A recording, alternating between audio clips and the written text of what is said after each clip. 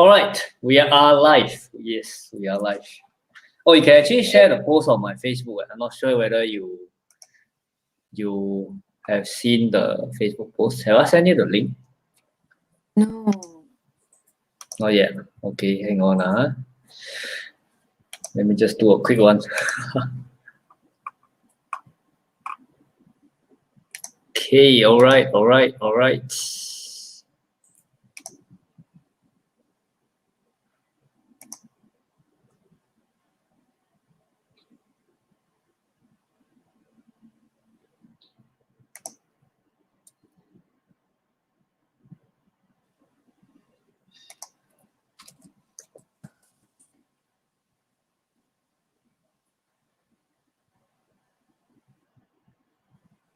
Okay, I think I sent it to your page already.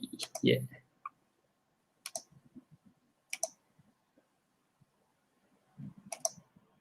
Okay, let me share to all my groups.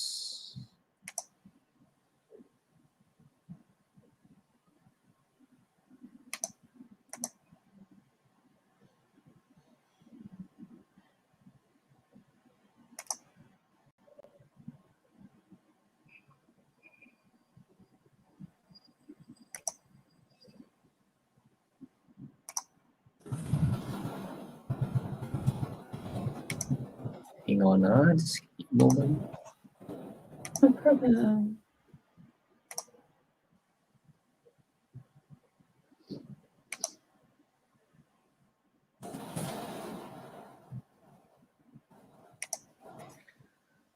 All right. Okay. So welcome to Tuesdays with Happy Coach Yen Tai, and today I have a very special guest. Her name is Valerie, and we actually met each other through this online app website. What you call it, Lunch Club. Yeah. So yeah, we had a good chat, and then I decided to invite her to my show.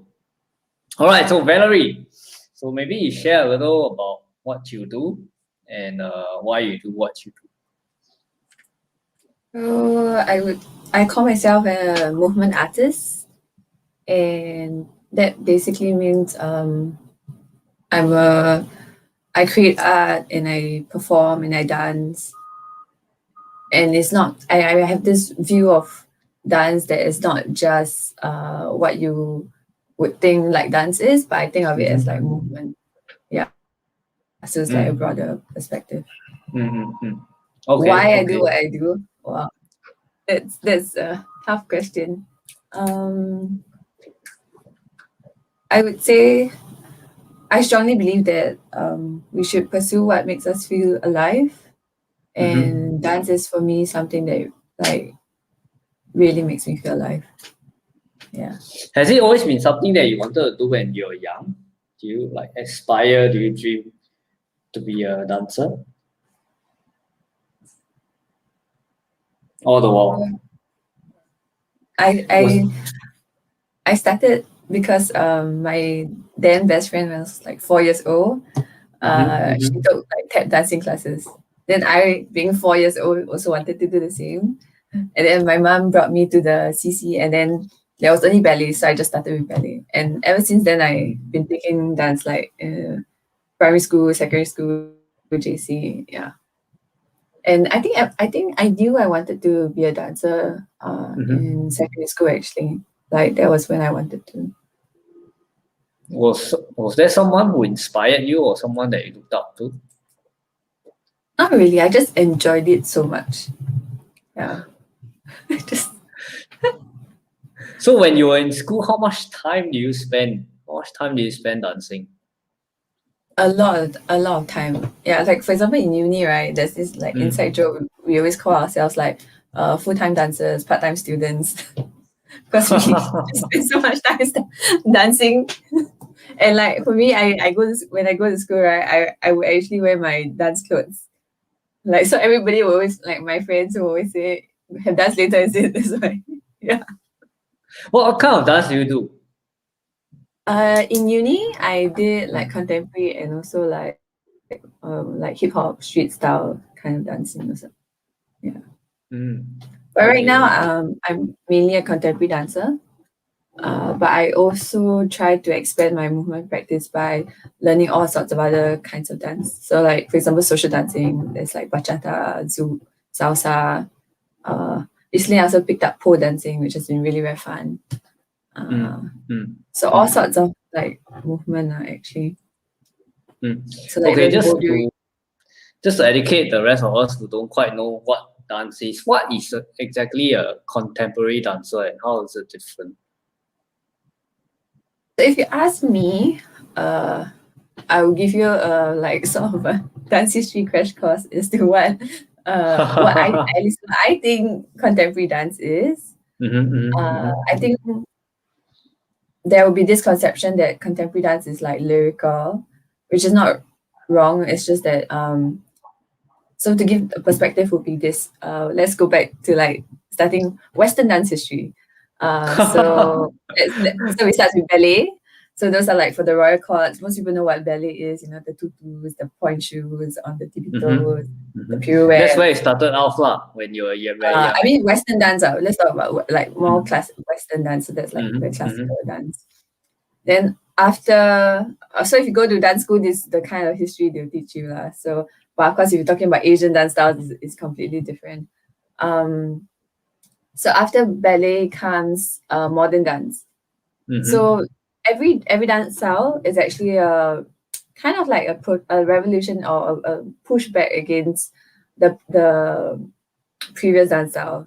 So for example, modern dance that came after was trying to like rebel against ballet. So they took away those shoes, no more like tight fitting clothes. They have loose clothing. Their movements are also a lot more free.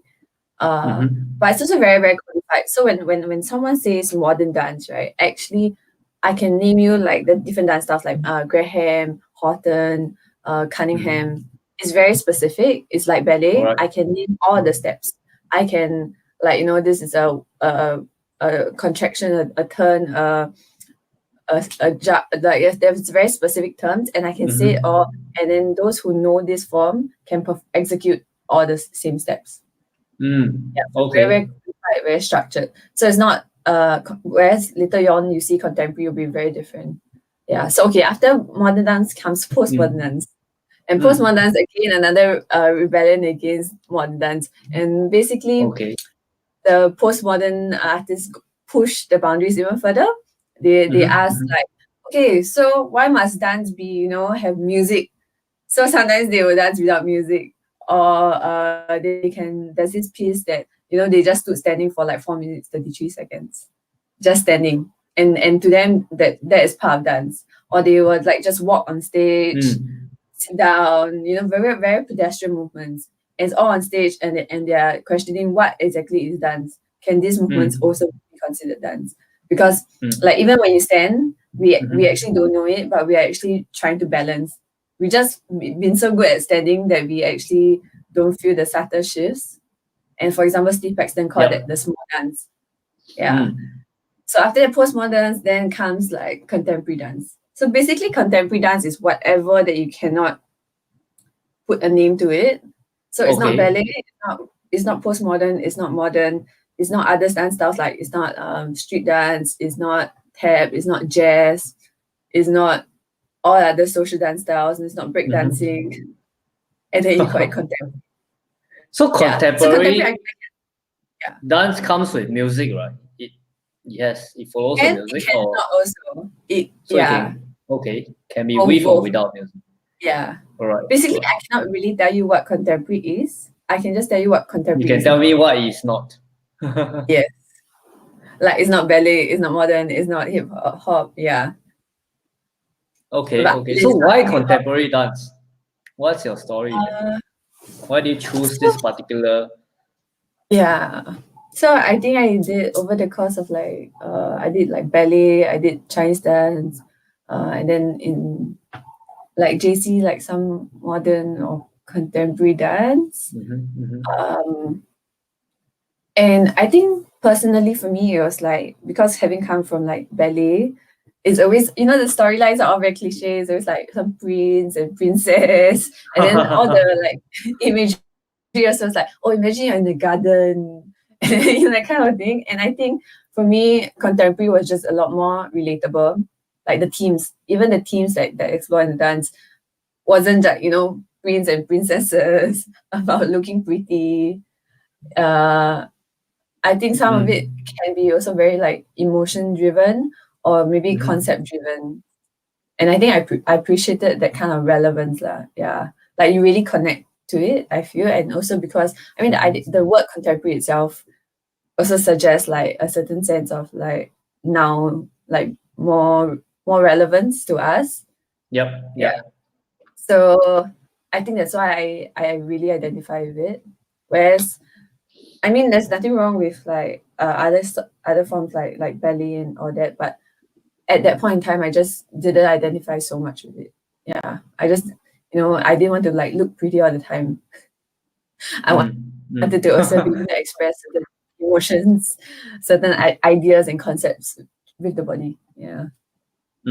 Okay, so let me just dive straight into the most pressing concern of people, and I'm sure of yourself lah. So most people think that getting into the arts in Singapore as a profession it's very difficult. So what made you take that step of faith and jump in and say that I want to make it as my profession? And what are some of the challenges that you have to overcome along the way? I would say so. Actually, it has been difficult. Like yes, like Asian parents who like go and get a proper degree and stuff like that. So I actually had to go to NUS to study political science first, and then later I went to LaSalle to study dance and then pursue dance full time. So you didn't choose to go LaSalle because you wanted to get a degree first? Yeah, because my parents said that I should go and get a proper degree first. Yes. Okay. Yeah. Although that eventually isn't something I regret, because I think in political science I really learned a lot, and it changed my perspective about the world. Yeah, but I would say what really drove me at that point in time, like to submit the application to LaSalle, was really, I mean, there was a lot of fear, like, what if I, don't make it? What if like this turns out to be a disaster? And stuff like that. But I think the main driver was that is really like the thought that I might regret it. Regret in what sense? I was like, yeah, so I was thinking about it, like, so I thought of it this way: if I tried and I failed, at least I tried, and I wouldn't have that, like 10 years down the road, I wouldn't have that thought, what if, But then if I didn't try, I feel like years down the road, I'll always be haunted by this question, what if I give it a shot? What if I just try? Yeah. And so then I thought like trying and failing is still better than not trying at all. So I decided I should just try. Yeah. Okay, I'll just spot you over here. Okay, so there are some people who have joined in, and if you have just joined, feel free to ask Valerie any questions, especially if you yourself are also thinking of choosing the path less traveled. Now, in fact, I just interviewed another schoolmate, was my brother's classmate. So she was an architect, and then she also chose to go into art full time as an artist and as a painter. So the concerns are very real, because I think she has a child, a newborn, or quite a young child. But fortunately, the husband is in the government sector, so it's quite stable. So the financial concern is real, and it is, especially in Singapore, our cost of living is quite high. So that concern is really real. And if you are just tuning in and you are really thinking of whether I should come out and start something, could be in the art scene, or it could be starting something new, like what I did 4 years ago in 2017. So I also came out of employment and start something on my own. So if you have some of these, you want you wonder, you have some self-doubt, just feel free to ask any questions, and hopefully we can answer some of your questions because we have been through a similar journey. Yeah, so Valerie, you were mentioning about that sense of what if, the what if you never tried. At the point of time when you have the doubts and they start creeping in, how do you cope with them? And who was your inspiration, or what was your inspiration?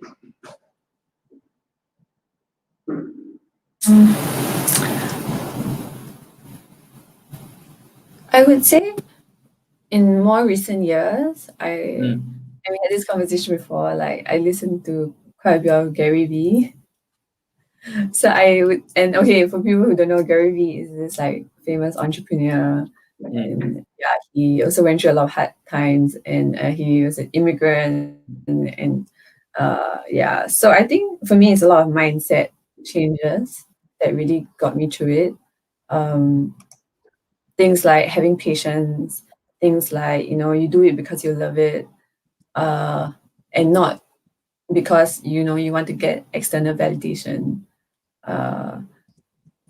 And just doing, yeah, and just why do you do it? Because you love it so much. Yeah. And I feel like mindset was the thing that made the difference for me. Mindset, okay. So, and one of the inspirations is Gary Vee. Okay. How has he inspired you actually? How has he inspired you with the story? I think for me, it's I think so. When you first listen to him, right, I think you can be quite abrasive, but then as you listen harder, I think what the thing that he wants people to take away is that you should just always follow your heart, and if it's something that you love, but you make less money, but you're so much happier in life doing it, then you should do that. Yeah, and I think the problem is that it's very hard to ignore like certain societal pressures or from people around you, your friends or your parents. Yeah. And he tries to like be that source of encouragement, that person in your life that tells you it's okay to follow your heart and listen to what you really want and to pursue it. And I think our fears tend to be because we listen to what society says, what our friends says, what our parents says, and then that makes us like of trying. That's very true. That's very true. I think there are a couple of things that you brought up, following your heart. Yes, I think following your heart it's about pursuing your passion, but of course there's always this question, especially if you have, because when for myself 4 years ago when I made the switch, I didn't have existing debt. Yeah. So I had the flexibility to make that switch. Yeah, but I understand that most people, they will have to pay some kind of debt, whether it's the mortgage or whether it's having children at home to feed.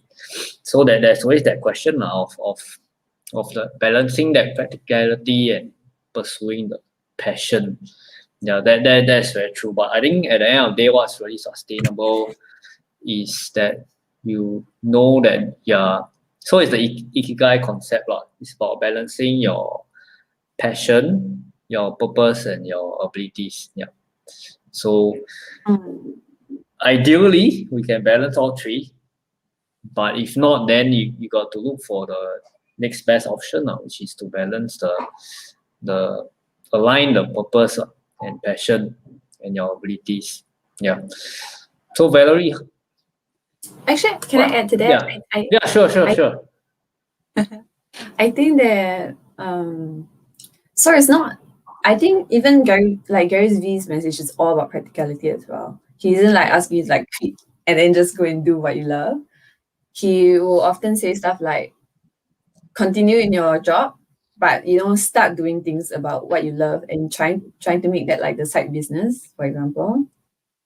And to keep doing it until you can finally switch over. Yeah. So he isn't like just go follow your heart and like pursue your dreams and don't need to eat, you know, that kind of thing. But it is like you need to do it because you'll be so much happier. But right now, if you cannot do it yet, it's okay. But you have to make a plan. You have to start taking some action. You have to, you know, do it on the side. And even if it's tiring, but it's something you love, then you should do it.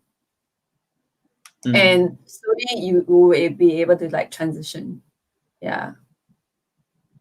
So what was your transitioning period? Was there a transitioning period for you? Not quite, but I think I had a transitioning period after. So after I graduated, I joined a company, and after I left the company, and then I became independent, and I think that was my transitioning period. So that period was the period that I think I struggled the most, like, you know, what to do, what and where do I go, and for me it was just really just taking all those steps, you know, applying for the grants, putting in the hard work to continue my practice, and then I feel like slowly all the opportunities came, and then at the same time doing whatever you need to do to earn money, even if you may not like it for now, and then slowly you'll be able to do more of what you love. Yeah. So I think, in fact, actually, I met another entrepreneur on Lunch Club as well, and he actually told me something like that. Being an entrepreneur actually means doing 9 things in order to do that one thing that you love.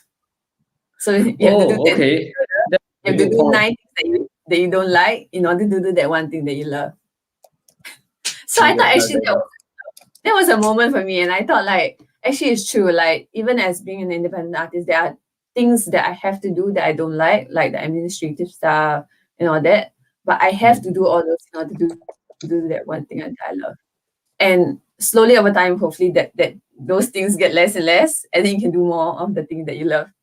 But when you're starting out, I do think that yes, you might have to just continue doing all the things that you don't like, but still work on that thing that you love. And slowly, hopefully the scale changes. Yeah. That's a very good point. That's a very good point. So what's the one thing that you absolutely love? So like dancing and performing, that's what I really love.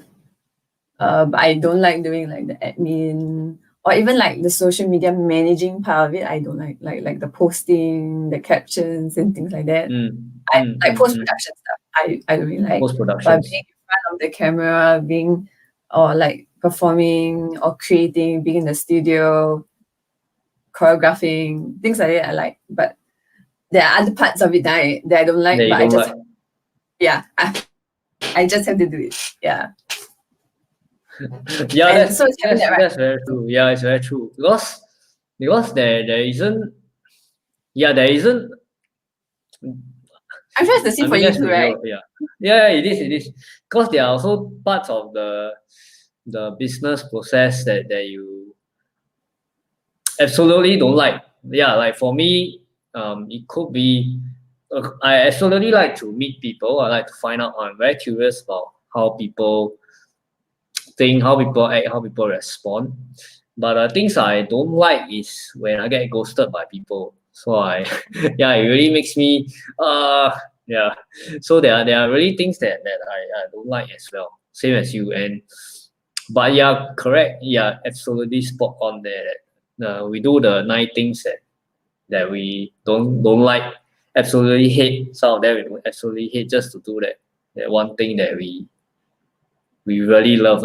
So that one thing that we really love, right, really has to be able to give a return that is 10 times. That is 10 times of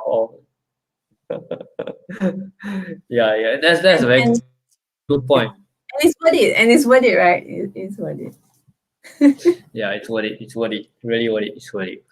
And we have to keep our focus on that lah. So we got to keep our focus on the one thing that we like and what we can give value to. And what makes you happy? What makes you happy, Valerie? What makes you happy?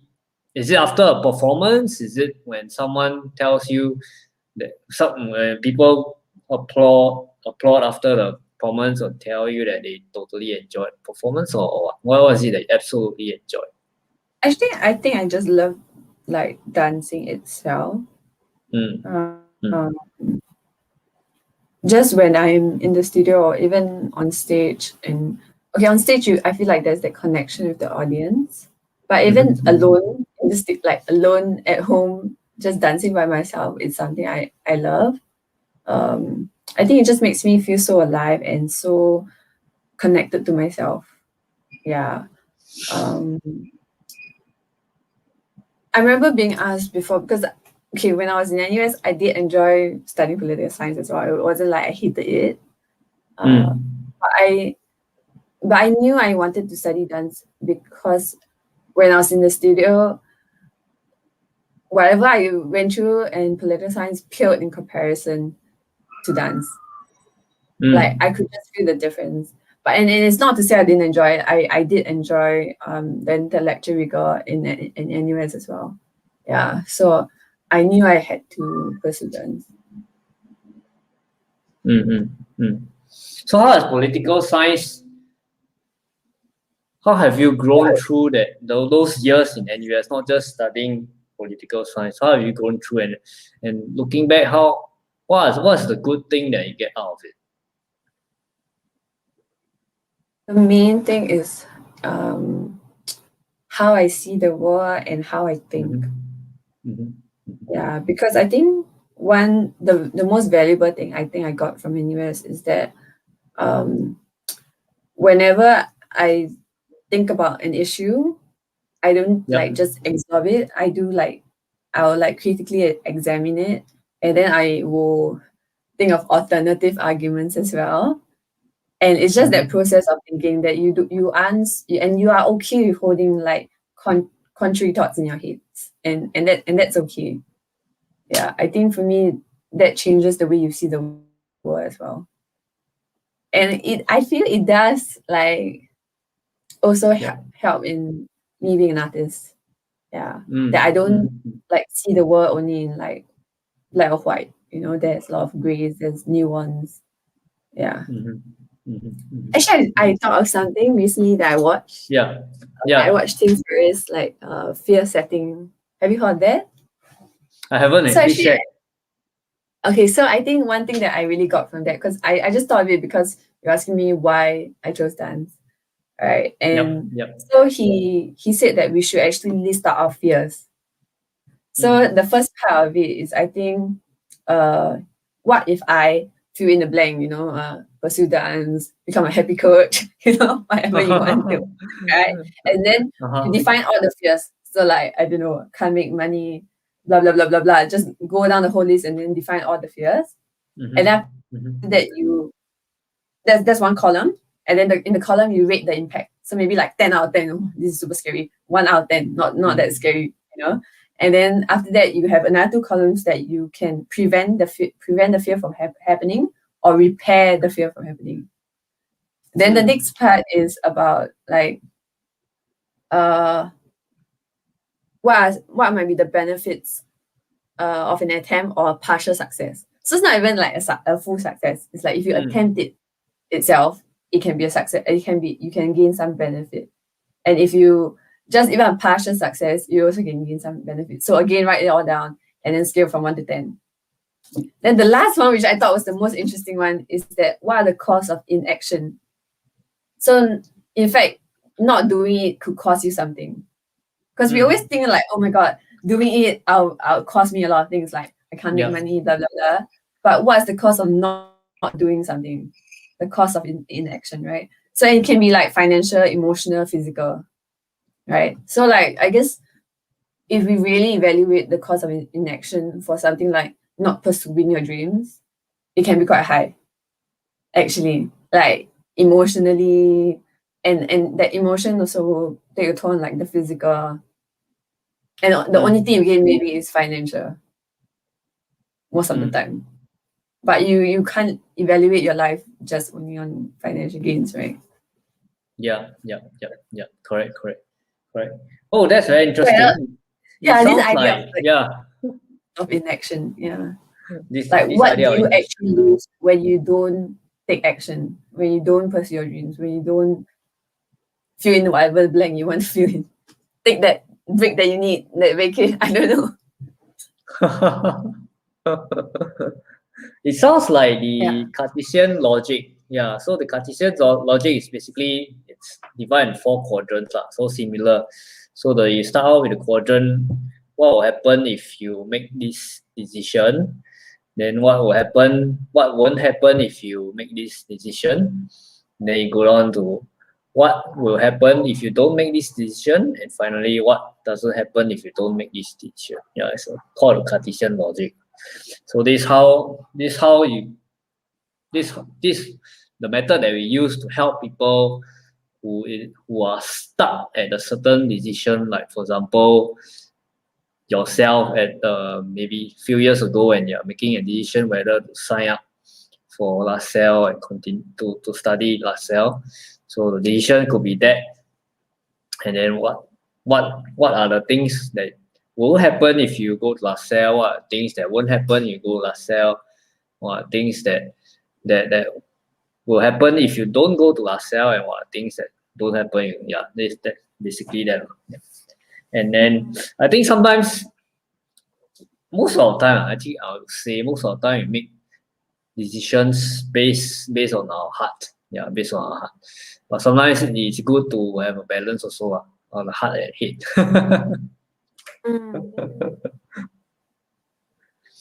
So for yourself, what are you looking forward to this year, and how can people like us support the artists amongst us like yourself? I can answer the second question, which is I would say go watch more shows and surprise yourself. Because I've ever brought some of my friends to some, let's say, local theater shows, and then they are like very surprised. They never knew that some of these shows have this kind of qualities.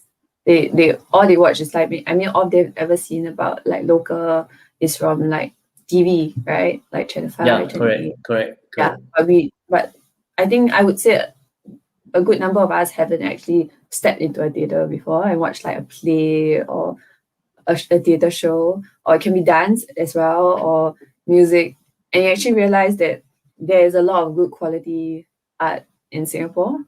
Yeah, so I think try something new, like don't always do the same thing that you always do. Like some days just okay, let's try to watch a play, or maybe a musical, or dance, or go watch a concert.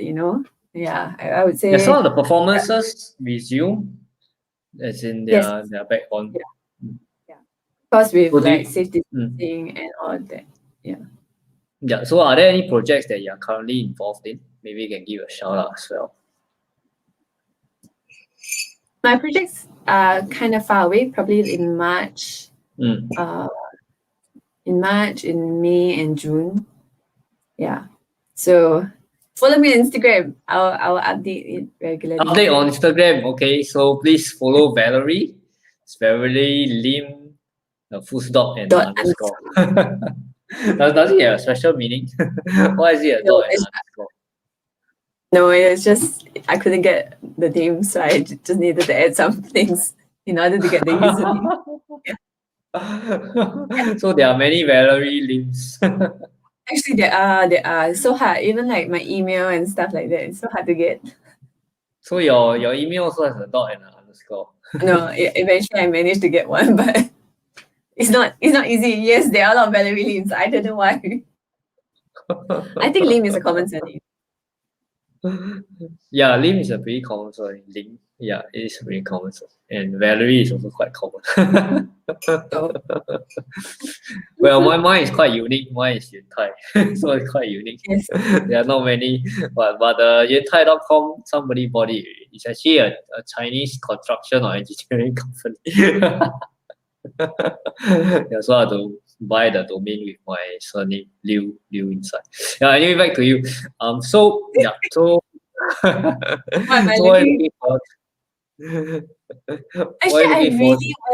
Actually, I really want to travel. I don't know if it's possible. Where do you want to travel? I really want to travel.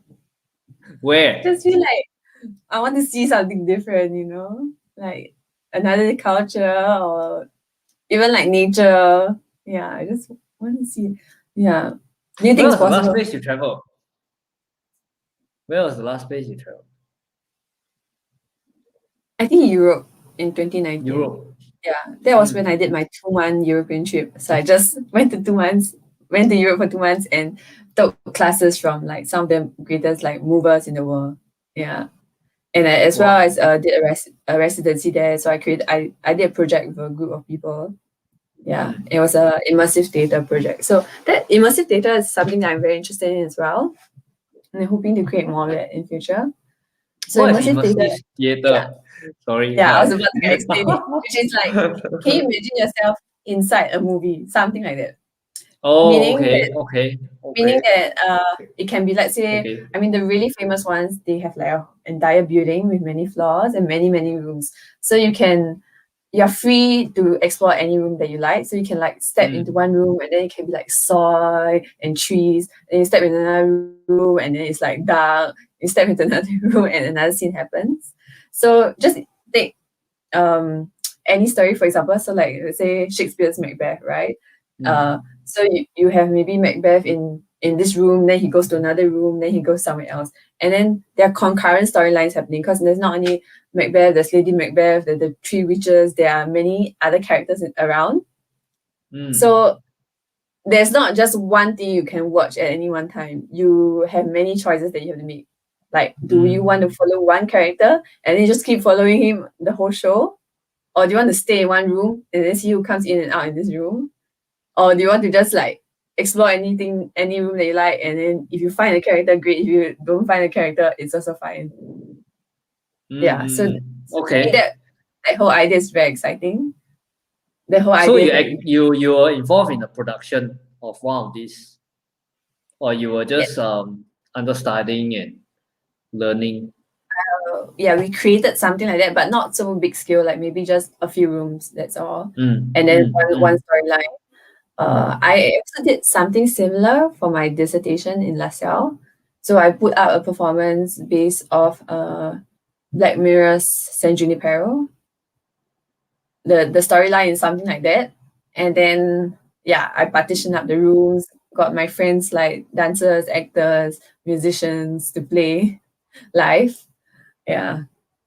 So that is one of my dreams lah. It's like one of my dream projects. So Got it. Okay. That's very interesting and looking forward to it. Yeah. So do you have any advice for people who are considering a career as a professional artist? What's the advice something that you maybe tell yourself 10 years ago, 10 years younger? What's something that you tell them? Actually, I would say that there are a lot of things I wish I knew.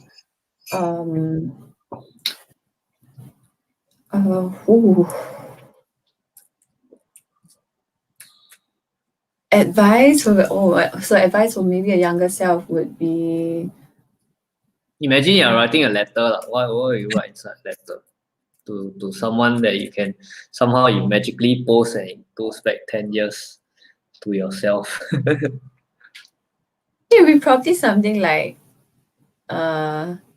listen to your heart and less to the noise around you, like what people think and what people expect and what society wants you to do. But more listen, like really listen to what you want and what you need. But there are also all sorts of other like mindset things to cultivate, and this is one of them. Another one would probably be like, being a professional. At least to me, is about mindset as well. It's not about like skill level. So for example, one thing about being a professional is that you go into the studio or you write or you create even if you don't feel like it.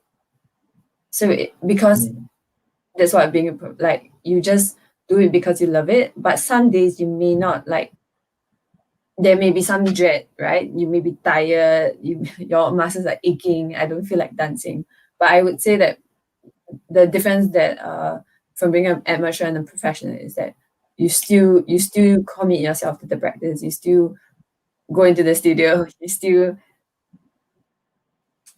still work. Yeah. And eventually one day, so I got this idea from, I think, Stephen Pressfield as well as Neil Gaiman, like, who are very good Yep. writers. And that's what they say, like, just write, keep writing every day. They'll tell the writers. And one day you write something good. But you cannot like wait for inspiration to hit, then you write. Yeah. So I think that would be one of the mindset things that I would also try to tell myself. Like, it's not about waiting for inspiration and when you feel like it, but it's about really committing to it and doing it every. Of course, that doesn't mean you don't give yourself enough rest and things like that. And there's also no need to, like, go crazy on being productive. That, sometimes rest and taking stock is good, but don't only wait until inspiration hits and then do it. Yeah, you should make it like a practice where you go into the studio even if you don't feel like it that day. So while we are talking about mindset, you have mentioned some of it. So what are the qualities that you think will make a very successful professional artist?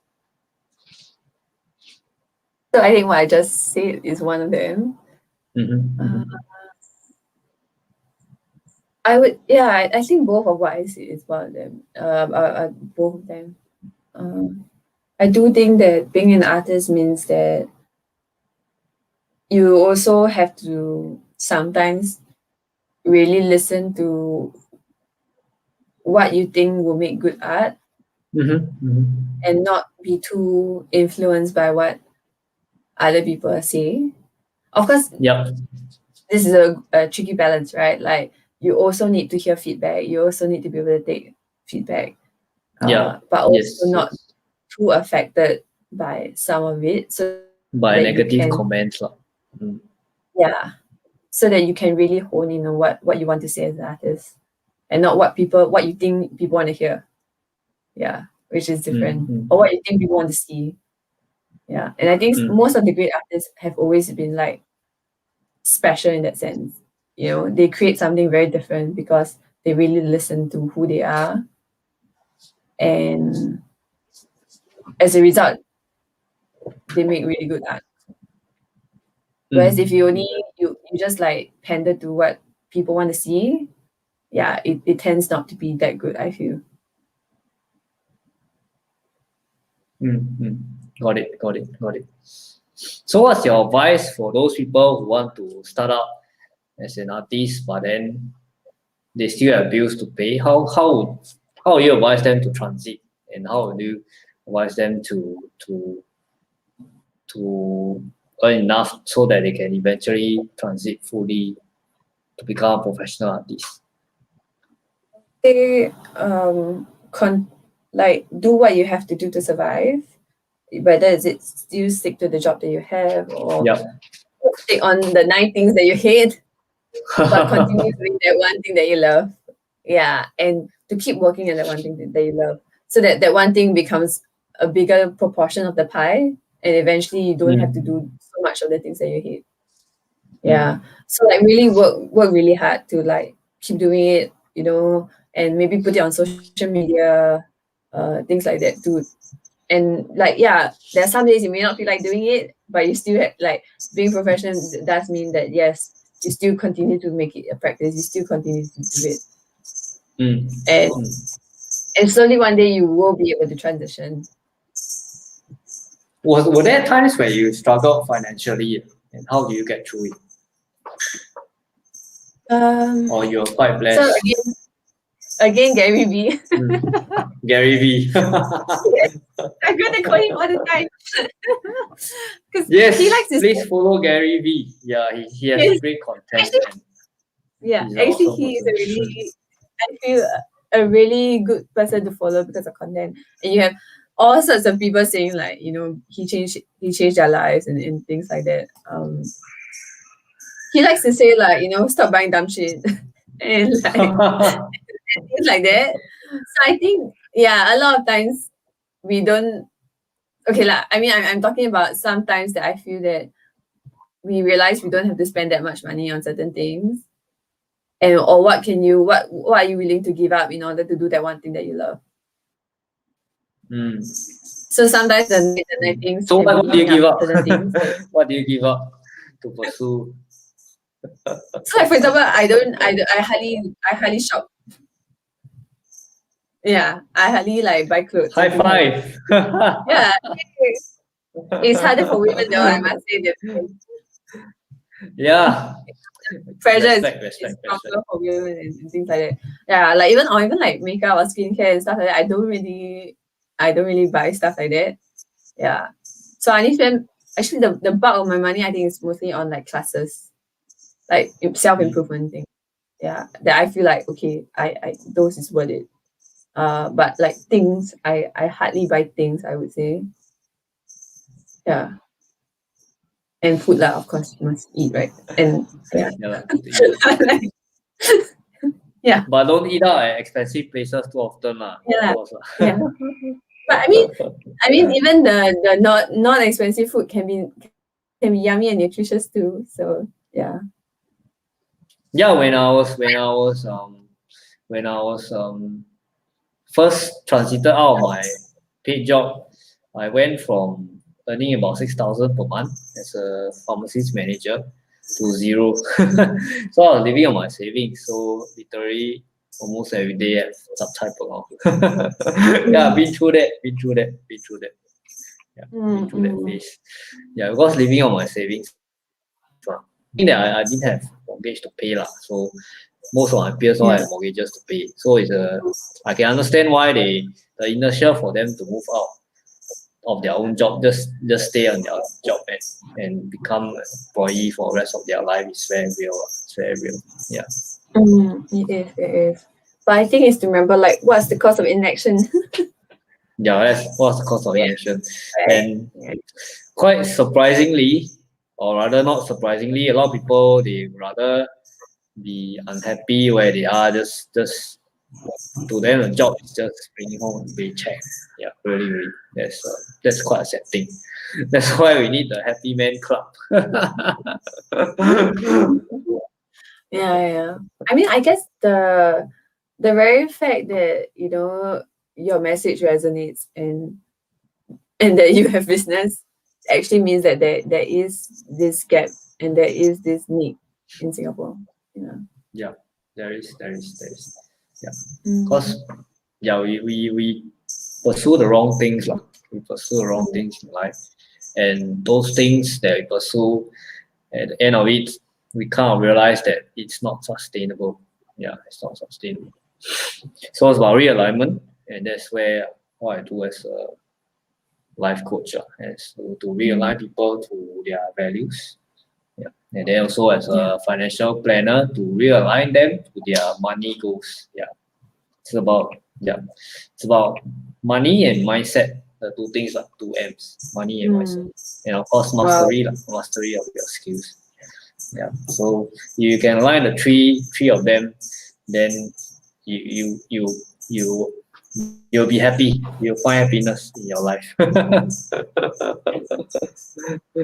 Have you watched Valerie Social Club yet? Not yet. I would get to do it this week. I'll find some time. Okay. Yeah. I think it's still showing. I think it's still showing on cinemas, right? So I got the flexibility of time. I think that at Projector is still showing. This cinema called Projector. Yeah. Just a shout out. Go and watch Tiong Bahru Social Club. It's a really good film. There's also Singaporean production. Yes. All right. Okay. So our time is up. Yeah. Valerie, thanks for coming, joining my show and getting interviewed. And if you want to connect with Valerie, just look at the ticker. She's on Instagram, ValerieLim_.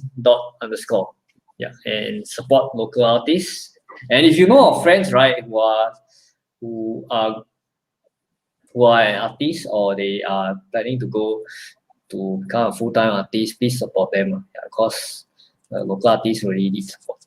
And Singapore is a small market, so hopefully if they are successful here, they can use this place as a launch pad to overseas market as well. Yeah. So anyway, thank you for your time. Thanks guys, and Valerie is a good chat. with you. Yes. All right. Have a good evening and a good week ahead. Bye bye. Yes. Bye.